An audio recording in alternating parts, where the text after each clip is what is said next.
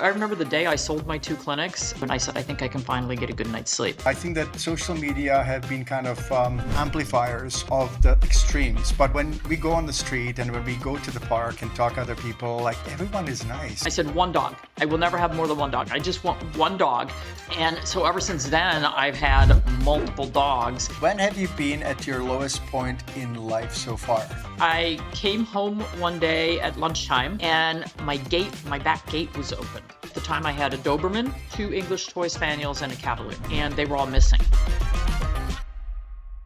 I don't think that I need to introduce you Dr. Judy Morgan. She's an amazing veterinarian, innovator, public figure, voted the best veterinarian in North America for a few times, I believe, right? And rightfully so, because you really put your heart and soul in it, Judy. And I'm so glad that we actually got together. And for everyone, we are going to do something very different. And I will confess that until this morning, I didn't really know what we were going to do. Uh-oh. But I thought, preparing veterinary questions, like we do that all the time. And I wanted to make it a little different, a little fun. And I don't think that the idea came from my head, but it kind of was downloaded, I think, from somewhere. Maybe the brain is just a receiver. And so I thought, why don't we just have a really good conversation? And instead of coming up with questions, I actually have a little cabinet here. And for the longest time, I had this box of conversation cards here. And I thought, why don't we just look into these conversation cards? Because I know that he put a lot of topics out about healthcare and medicine, and most of your dog lovers and pet lovers, cat lovers know you. But I thought it would be really nice to have a good conversation because we've been friends for quite some time, and I appreciate you actually in generally, like for everything that you do. So, how do you feel about my idea? We can nix it. Or not? Or... Well, I think it sounds like fun. I have no idea what's in that box, but if I don't like what comes out of the box, I'll just say move on. Exactly, and this is actually something. And I have no idea what's in this box either. Oh boy. I confess, I looked at the first card and I liked the questions, and I thought this would be really fun because it'll be spontaneous, and we will. It'll probably take us somewhere where we're supposed to go. So why not? Okay. Sounds good. How have you been, by the way? How is everything? It's a little crazy. The farm is just expanding and exploding. And I never thought that my grandfather was a farmer. My other grandfather was a great gardener. And, I just remember eating all of his fresh produce every year. And so we have expanded like crazy. We now have almost 125 chickens, which is, I never thought I'd be a chicken farmer, but we're raising our own meat birds. We just had an outdoor processing area built for processing the meat chickens. We're getting a couple dozen eggs a day, which we share with all of our staff. We give everything away, and we just bought dairy cows, and one of them is bred. So starting around Christmas, she's due. So we will start making our own cheese and butter and yogurt and ice cream and everything. Yeah. So we're turning into a real working farm, which is almost comical, because this is not what we were raised to do. I mean, Hugh's an architect, and I spent a lot of time around animals, but I have no idea how to do AI on a cow. I'm sure I knew 45 years ago, but I'm going to hire somebody to do that. It's so funny you said AI, and I go like cows with AI? Wow, right? I haven't heard of it.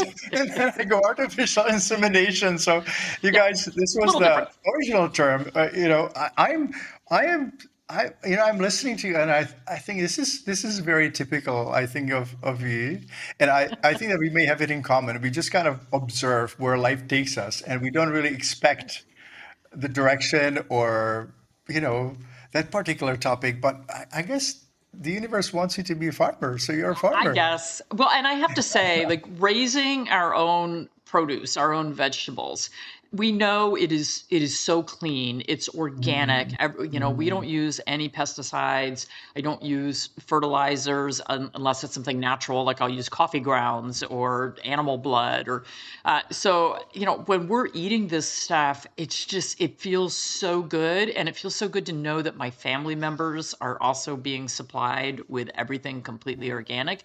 And so the freezer's full, and instead of going to the grocery store, and yes, I can buy organic produce in the grocery store, but mm. it's still not as clean.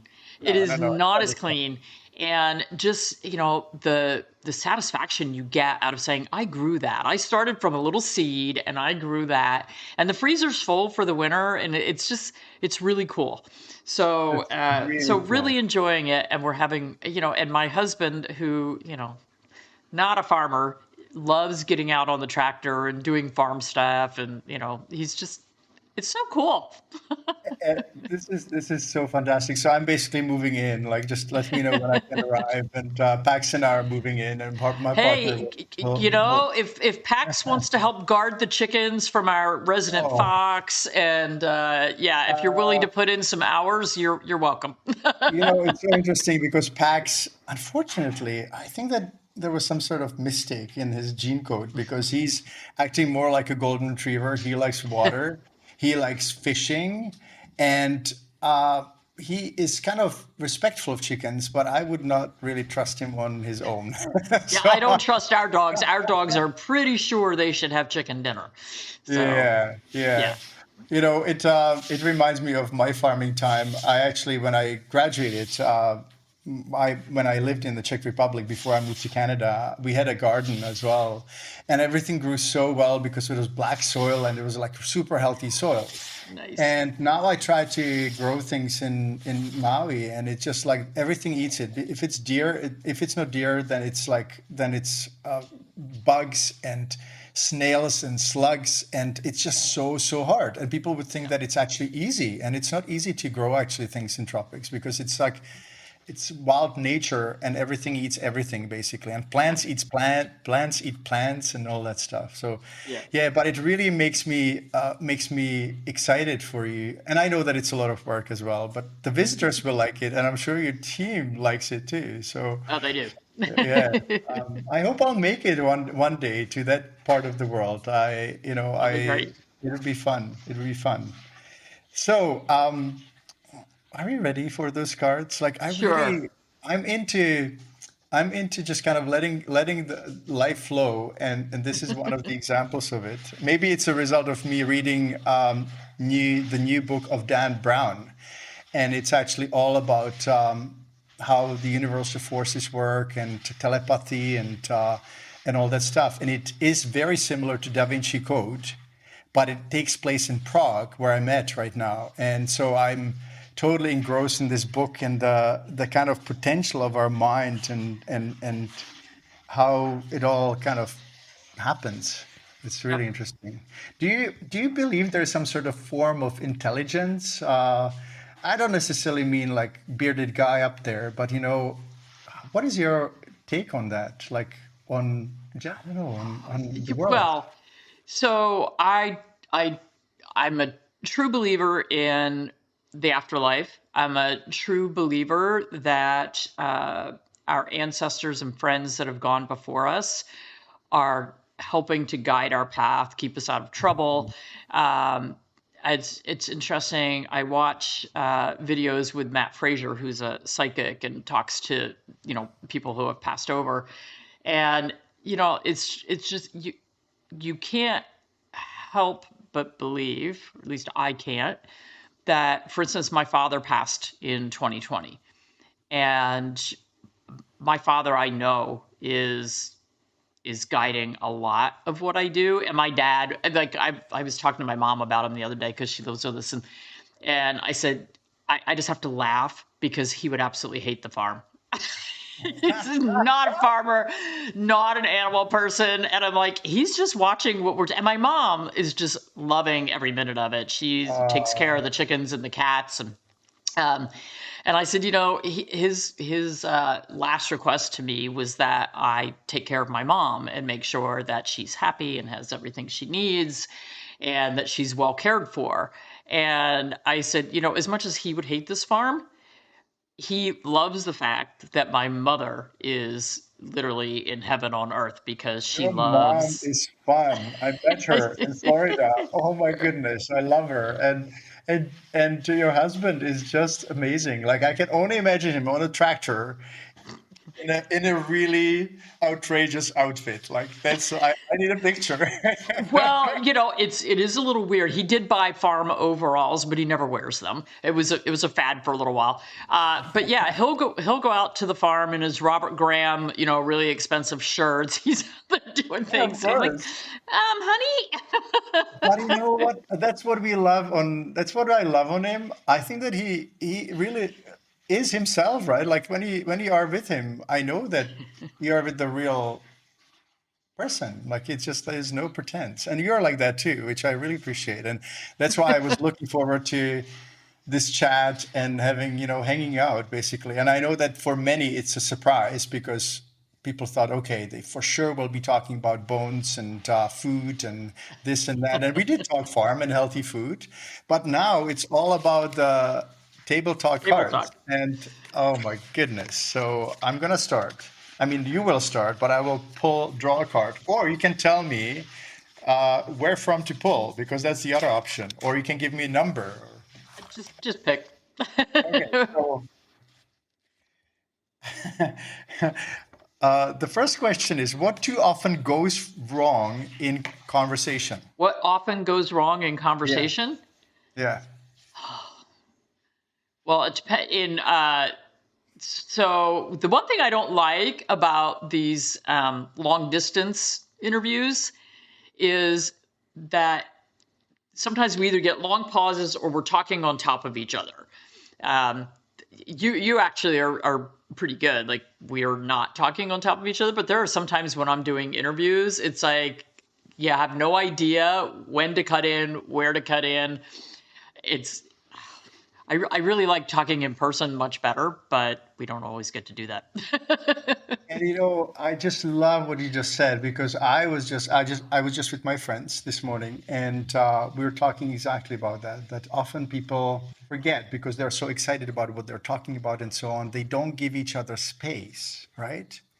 And really listening and just kind of getting into the like learning. I really love actually, and this has been going on for a long time. Like since we had the first interview, I thought you were so good in giving that space. And the long distance, you're absolutely right that it does make a difference when we're eye to eye.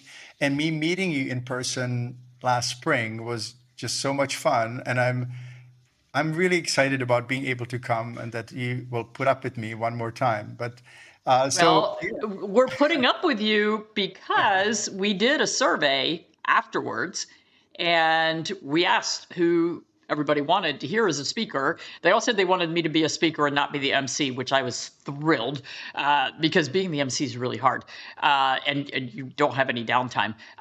But you were at the top of the list that they Oh, wanted to have you come back. And I will say from my team's perspective, you were at the top of the list of people that we you're so love to be sweet. around because you were so gracious with your time. You interacted with people the entire weekend. You didn't go and hide. You were just so gracious and like that's why everybody loved you. Well, So this is that's very, why. it's like, you're very sweet, but I think maybe there was some sort of computer glitch. And if not, then I'm still blushing. And second, I really, life either brings you hardship at the beginning or at the end. And I'm kind of feeling that I'm very grateful for everything. I'm grateful for the opportunity to be there with you. And when I go to these events, I remind myself that I'm not there for me or my whatever, my speech. I'm there for others. And it really surprised me that anyone wants to actually listen to me and read my stuff. And really, honestly, like I was like, wow, that's kind of weird. But anyway, so thank you for your contribution about the conversation because this is really good. And I guess I'm gonna turn the card over. Right? So this is the first side. That was the conversation, and I'll take this as my question, but I definitely want your input as well. Oh my goodness, that's so sweet. What kind of ideal extra sibling would you have wanted to have?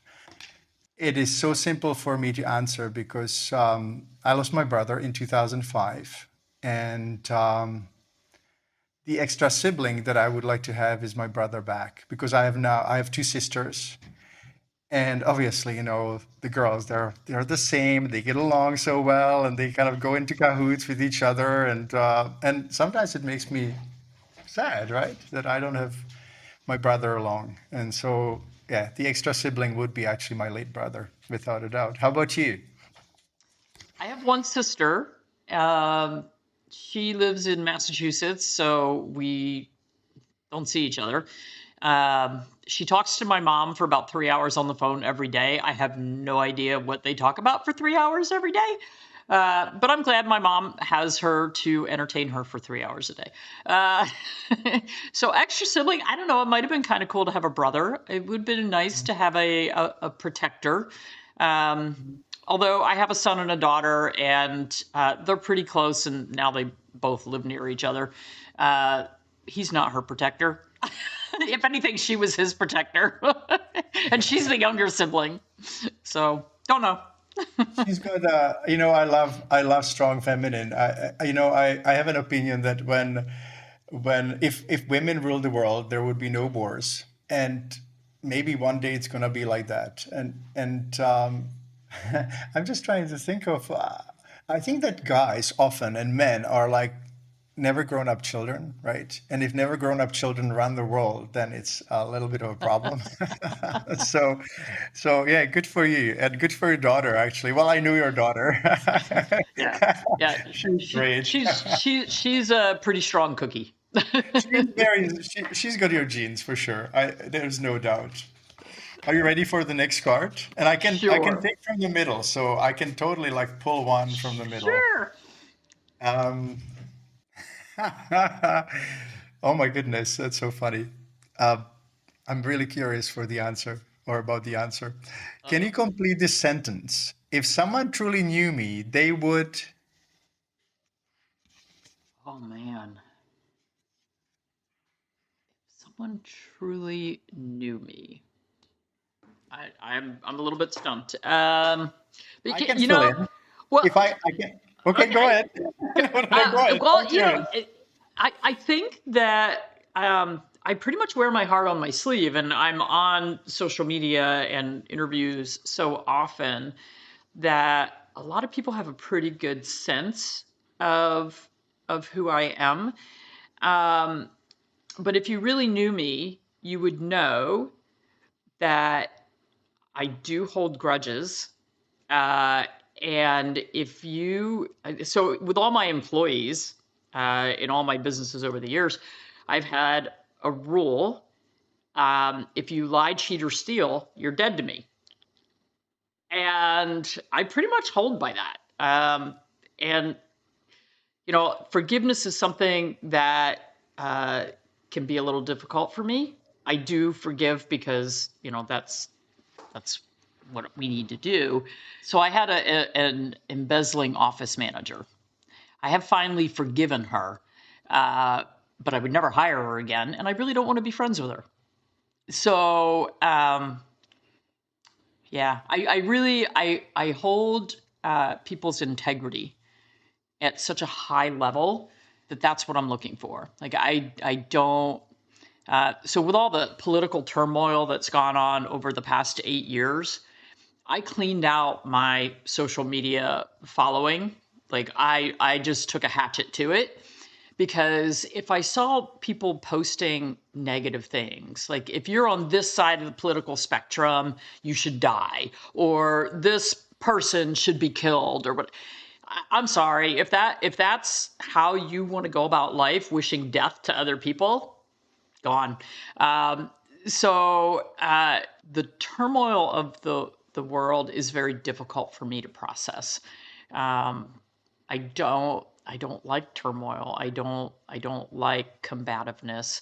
Um, I guess I'm not an earth personality at all, but I do want everyone to be kumbaya and get along. It's very difficult. It's not easy at all. And like I saw the card and I like the only and I kind of reread it several times and I kind of listened to what comes, right? Whether it's from my brain cells or somewhere else, I don't know. But if someone truly knew you, the thing that came up over and over, they would love you. Actually, that's what Oh, came to me. And so well, it was and really that's what I'm simple. looking for. But you were saying that you kind of like you forgive, but you don't forget, and I think that's a really right approach because if we have to forgive for ourselves, right? Like Yeah, just not to hold a grudge because it's not right. healthy for us. But we must not forget because we become smarter about who we associate with. And I really, sometimes you go through life and you go, oh, I wish I was friend with this person, and that person is not that keen on being our friends.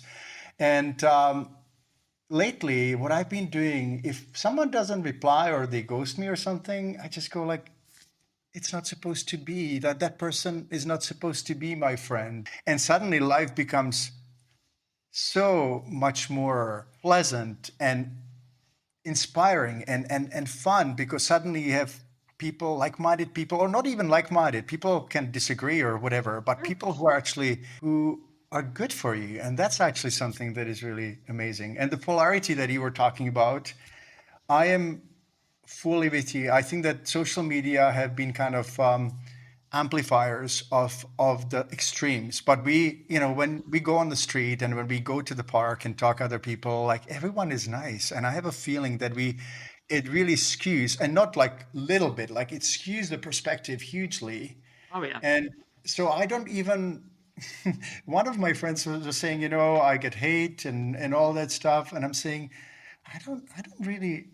How does it happen? And I know how it happens. I very rarely read the comments. I appreciate everyone's comments, but I actually see the initial thought as a spark that can ignite a conversation, and then people can lead it among themselves. And if they want to get in touch with me, then they get through DMs or something. But reading comments is actually can be really hard and Oh right, yeah. like it can be hard. Yeah. It is. And it's interesting because when I first met Karen Becker, and when I was first getting started on social media promoting my first book, I used to look at Karen's feed a lot. And I'm like, Karen, you absolutely never answer anybody's questions. You don't respond to anybody's comments. Why is that? And she said, oh, people are so mean on social media. And she said, I don't need to cry. And if I read them, I cry. And I don't need that. And I will say that I don't spend a lot of time going through social media and commenting on things kind of for the same reason. Like I don't need the anger and the aggravation in my life. Like if you want to have a conversation, we post information that we think is valuable. Mhm. Um, for instance, we may say something about, oh, isoxazolines are dangerous. We don't recommend that you use these pesticides on your animals. And then you get traditional veterinarians and traditional people who jump in there and, call us fear mongers and blah, blah, blah, and yell at us. And I'm like, well, this is my opinion and it's fine. And sometimes I get upset by it and I'm like, Gwen, we need to block this person or we need to, take these comments out. And she's like, no, let them have the conversation. We don't have to be in the middle of it. Just let them go. The only time that we have really intervened, there was one company that they got really nasty with clients and people that were commenting, like nasty to the point of, sort of racist and insulting. And we're like, okay, now we're done. Like that's coming out and you're being blocked. And it was another pet company. And I'm like, how do you stay in business when this is how you're treating people? And sorry, we just don't want to be associated with that. So, for the most part, I try to stay out of all of that. And I think that's the way to keep your sanity. Yeah, I think that one has to have a boundary, right? And not participating or not giving people the platform to actually be really nasty. It's actually, I think that there's a limit, and I agree with you 100%. And this is not on the card, but I really appreciate and kind of admire your guts when it comes to speaking against some of the things that are happening. And And people need to know and people need to learn. I don't think it's fear mongering. It's actually allowing people to make informed decisions, because many people just don't have the time to actually do the research that you do, and go to the studies and point to certain issues that they need to know. So, I see you as a person who is kind of standing at an intersection at pedestrian crosswalk, and there's heavy traffic, right? And you kind of like, Trying not to get run over. well, no, actually, what you're doing, you're grabbing the people who are just about to get run over. You're kind of pulling them back, or the dogs, in quotes, and cats. Do you work with dogs and cats both, or just cats? Mm-hmm. Both. Yeah, that's courageous too. I just kind of, my brain just couldn't switch from one to the other. So eventually, I just thought, okay, I'll just do dogs. And as a kid, I used to be afraid of dogs. Actually, we had a Interesting. very not well. She wasn't mean, but she was not very. We had a dachshund, and she was not that friendly with us kids. So my dad loved her. He was saying that she was his favorite child. So not very flattering. There you go. There you Typical go. European parenting, right? You're not good enough. Yeah, But I've sort of gone back and forth between being a cat person and a dog person. So there's mhm. times in for the longest time in my life, I said one dog. I will never have more than one dog. I just want one dog. I don't want to deal with personalities and fighting and blah blah blah blah blah. And somewhere around 2003, I broke that rule and I went from one Doberman to two. And then I went from two Dobermans to two Dobermans and a Rottweiler. I really needed my head examined, and I mean they would have battles royale. I mean, just sibling rivalry. Um, and so ever since then, I've had multiple dogs, but there have been times when I've had, 9 or 10 cats. Right now we have nine and four dogs. But seven of our cats, our outside cats, live in the No barn. mice And no mice on the farm. oh my God, we have thousands of mice, but that's why we All need the right. cats. Yeah, the cats or the mice live under the concrete of the chicken coop. So they're all burrowed in there. And it's funny, my mom said the other day there was a mouse running back and forth inside the chicken coop, and the chickens were all running around trying to catch the mouse. They didn't manage to do so. And I said, well, I could send the cat in there, but we may end up with losing some chickens too. So we didn't do that. But yeah, so I've gone back and forth between the two, and there's good and bad about both species. So I enjoy them.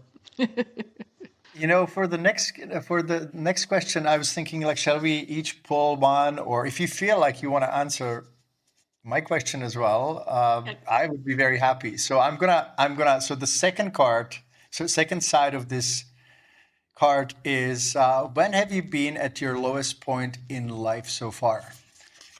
And the situation that came up was when I lost Pax for 18 hours. Actually, we were hiking in the mountains with our friends, and he was a young dog, silly.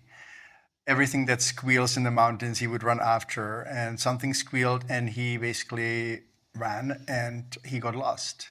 And we took a lift up to the high mountain, and then we hiked for about 3 hours.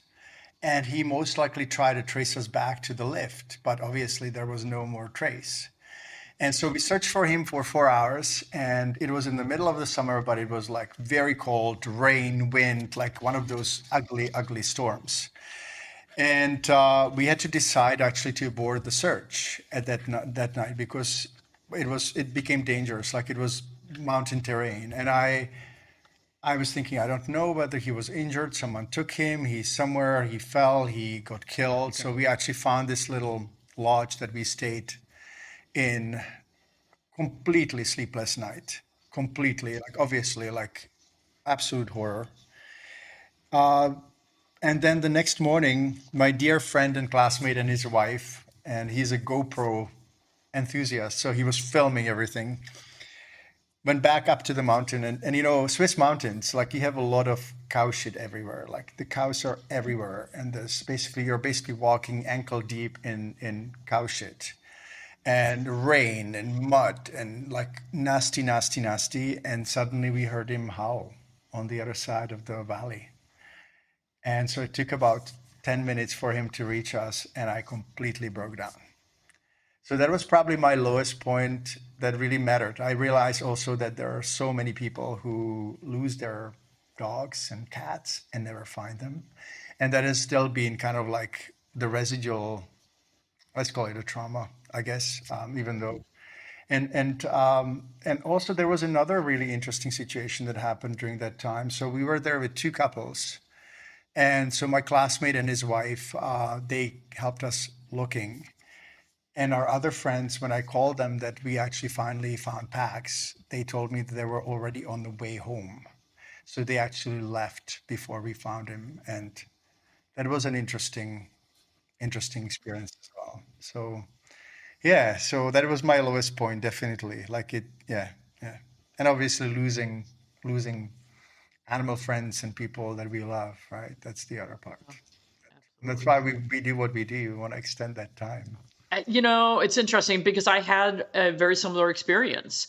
I came home one day at lunchtime and my back gate was open. And at the time I had a Doberman and two English toy spaniels and a Cavalier. The Cavalier was my daughter's, and they were all missing. So they had been in the backyard, and I think the Doberman opened the gate, and they all left. And so as soon as I realized they were not out there, I went running through the neighborhood. I lived in a fairly quiet neighborhood with something like 280 houses, which I found out because we had to go stuff all the mailboxes. But the Doberman, the Cavalier, and one of the English toys came home, and my heart dog did not come home with them, and she was deaf and didn't see very well. And she was a puppy mill rescue, so she was scared of everybody and everything. And I thought, oh my gosh, how am I going to find this dog? So I called my parents. I called, everybody I called Hugh. Everybody I could think of. I'm like, you need to come help me find this dog. And it was around lunchtime. And so I made a picture. My mom took it and made, 300 copies of this flyer. She put it in every single mailbox. I offered a $500 reward for the dog and put my phone number on there. And darkness fell, and we still didn't have the dog. And so same as you, the overnight, and I'm just like, we're not near major highways, but if she went far enough, because she doesn't see well and she can't hear me calling. I'm running around the neighborhood calling. And a bunch of school kids showed up at my house. And actually, I went to the high school to pick up my son. And I said, you need to help me bring all your friends. We need to go look for Laura.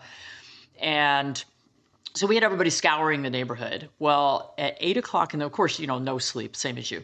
8 o'clock in the morning, my phone starts to ring. And people are giving me sightings of the dog. And she's only a block away, but she's in a wooded area behind a bunch of houses.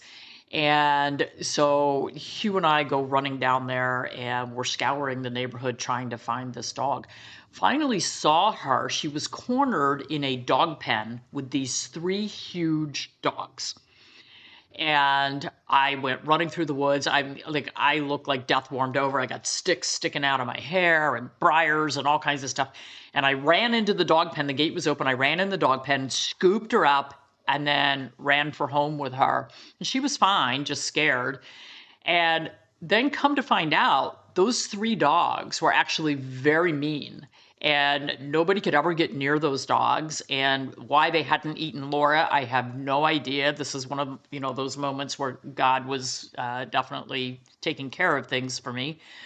And so the neighbors who had called and reported the sighting, I was like, I want to give you guys the reward. And nobody would take the reward. So I finally made a gift basket. And the woman said, well, I could give the money to the food pantry. And I said, fine. So I made up a gift basket with food, put the money in it, dropped it off on her doorstep. And she gave it to the food pantry. So Laura did something good for the neighborhood. But man, I know that feeling, that, 20 hours of, I don't know where she is and I don't know if she's going to come home and I don't know if she's okay. It is gut wrenching. It's something, man, it's no Yeah, fun to go through. yeah, and that's why I put trackers on, you guys. Everyone who has a dog, if you go to woods, like I turn the tracker on. Pax.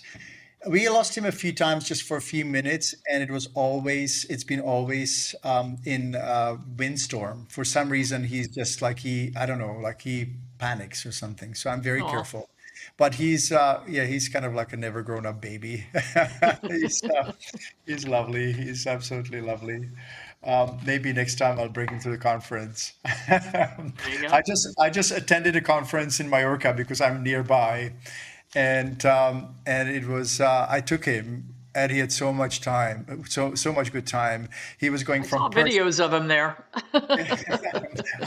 I didn't, but I guess he was filmed and videoed. But he was going from person to person, and it was very funny. I There was a colleague who talked about pharmacognosy. Her name is Caroline. I can't remember her last name. Oh my goodness, Caroline, forgive me if you're listening and watching this. But anyway, she was talking about how dogs are capable of choosing different herbs and essential oils.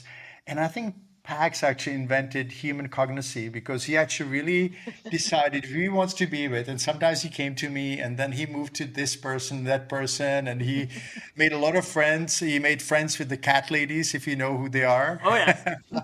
Yeah, they were hilarious. So yeah, it was fun.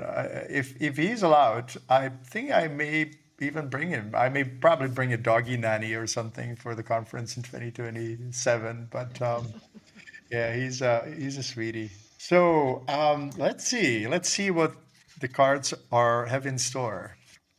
Wow, wow! Like we have such questions. Like that's an interesting topic, and I'm really curious about the answer because Uh-oh.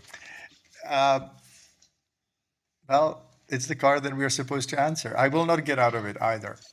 Don't worry, I won't leave you in it. Which of your friends do you envy the most? That's a That's weird right. question, right?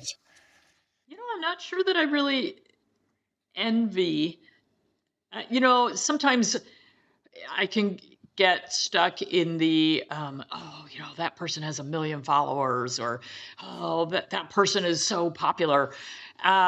And then I turn it, I kind of instantly turn it off. It used to really like send me, um, but now I'm just like, yeah, and that person is doing a lot of good for the pets and the pet parents, and um, you know that's where that person is supposed to be, and I'm exactly where I'm supposed to be. I don't really know that I envy anyone uh, at this point. It's funny because uh, you see things like when I used to watch TV, which I don't anymore. But movie stars who are hounded by people, like you can't go out to dinner without people knowing who you are and want to get an autograph or whatever. And there are a lot of times when my husband and I go somewhere and people are like, oh, are you Dr. Judy Morgan? And it kind of cracks me up because I don't think of myself as being that popular. Um, and but there are some times when it's like I just want to be incognito. So I don't know that I really envy people who are more well known, or more out there. I'm really happy in the space I'm in. So I don't know that I really envy anybody. And you know what? I agree with you 100% because all that comes with price, right? Yeah. I think that we are old enough to know that we have to keep our egos in check, right? And that's actually in check. And there's no pun intended. I'm check and keep my ego in check. But I do envy one individual, actually. Who's that? And it came as clear as ever. And that is my dog. Because I always think like you have no bills to pay, you have no trouble, like you are looked after and loved and fed well, and you go to places and you travel, and you don't even have an idea what the human world is like. So I realize I envy my dog, and I often say like, like I envy dogs in a good home. Like I would Oh definitely yeah. be a love to be a dog or donkey in your farm on your farm. Chicken, I'm not sure I want to be a chicken because I know that they go in the Depends freezer. whether you're a meat chicken or an egg chicken. My question here, what do you worry about in the middle of the night? You know, I'm just really intrigued by this game. It's insane on some level. So I'm not sure whether you know I'm a sleepwalker, and Yeah. I had I have had nightmares and sleepwalks since I was a kid. And then when I was 22, I sleep ran. I had a night terror. I basically had a night terror and I ran through glass door and cut one of my arteries in my leg and lost pretty much like half of my blood supply and almost died. So yeah, I know. The good news of that, and it's just like this is like a very interesting part that I'm able to have a trained service dog, assistance dog for my sleepwalking, and he can fly with me and all that. So I can see the silver lining for sure. And I sometimes think of how the world arranges it. But what do I worry about in the middle of the night? Like I do worry that I would have the episode again and I would, let's say, walk off a balcony or something like Yeah. that. So I'm very grateful for PAX to know how to stop me. Yeah, so that's what I'm worrying about. Do you want to answer that question too? You don't have to, it's mine. But it can be yours too. I've been an insomniac almost my entire life.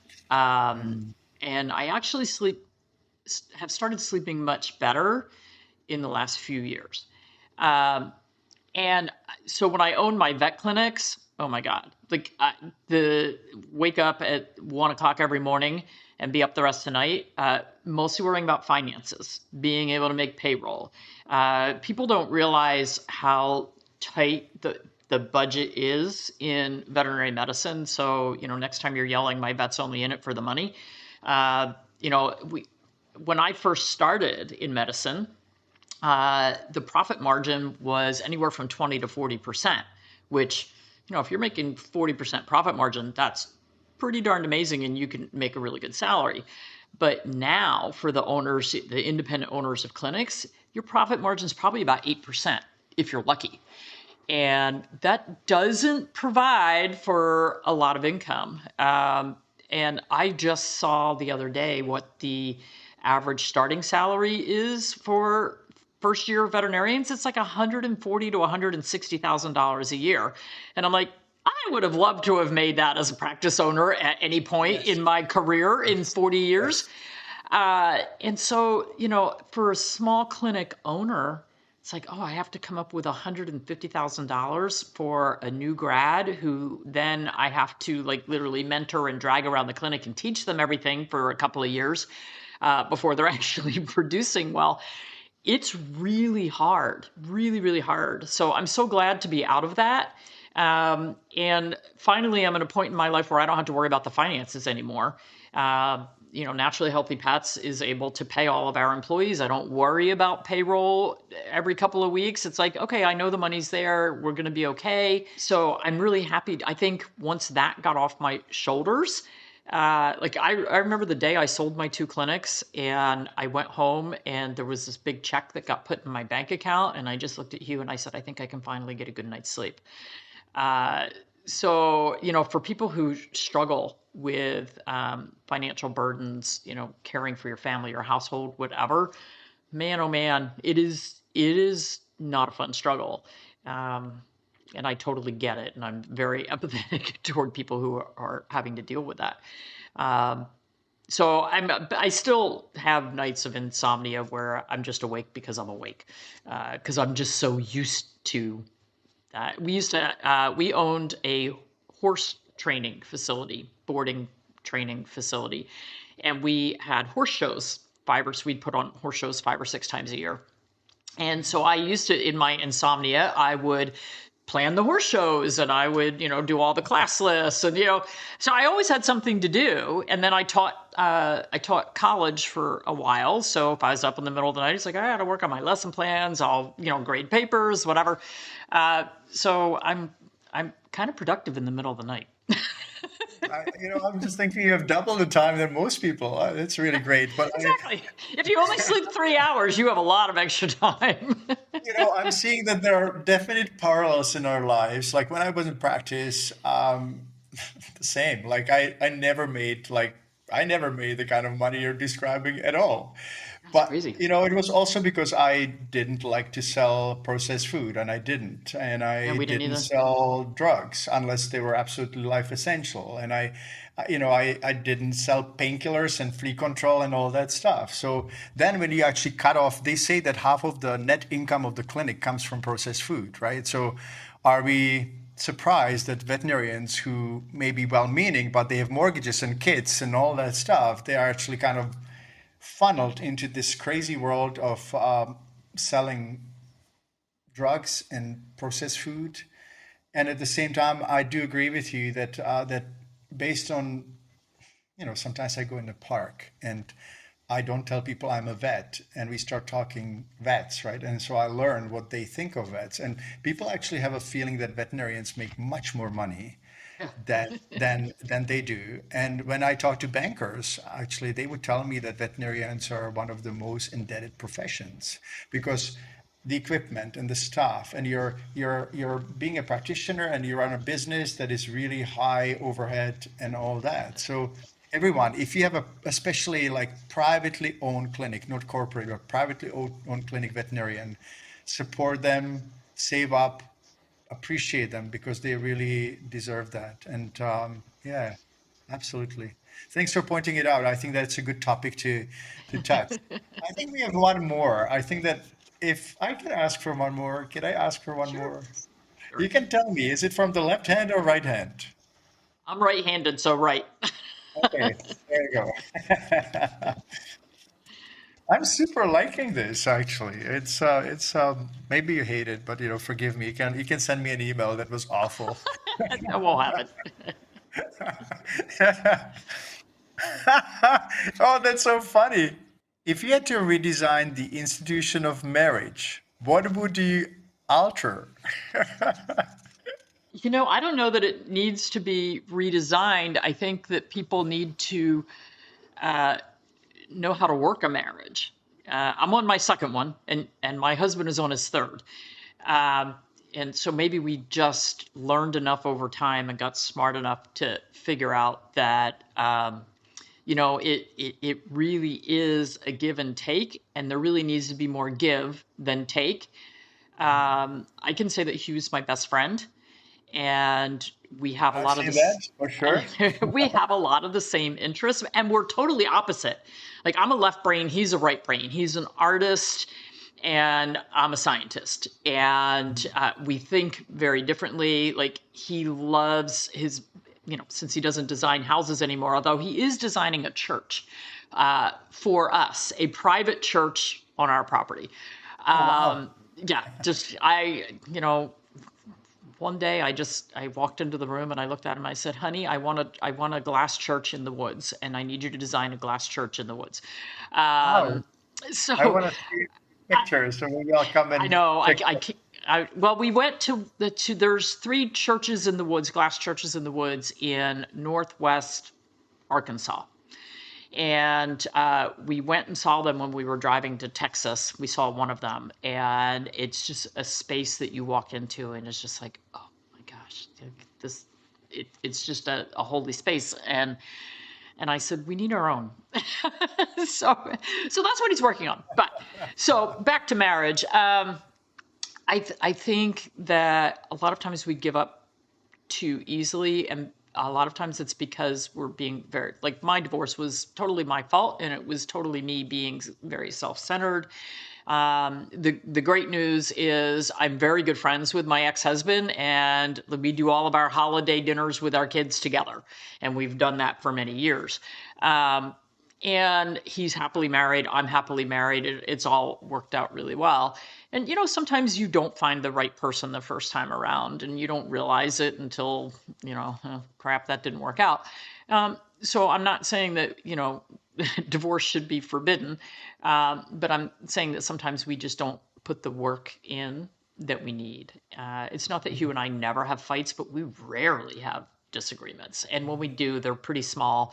And really, both of us are willing to say, yeah, let's just, let's be done with that. It settles, right? It's a little more like a little bit of Italy is not bad, right? Like we all like Yeah, Italy.